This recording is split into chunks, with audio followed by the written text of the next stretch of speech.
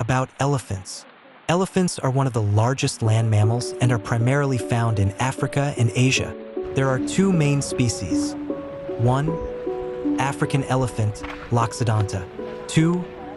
Asian elephant, Elephas maximus. Physical characteristics: large head.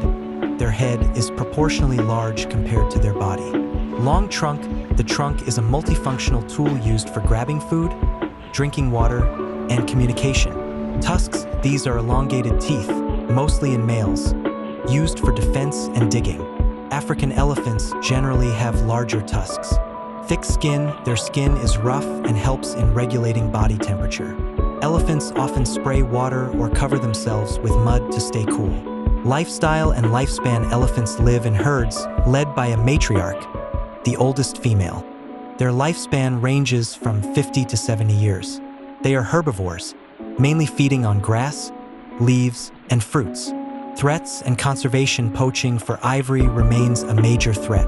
Deforestation reduces their natural habitat. Conservation programs and national parks are working to protect elephant populations. Elephants in Myanmar. Myanmar has many working elephants, mainly used in the timber industry. They are also part of tourism activities in Myanmar and Thailand.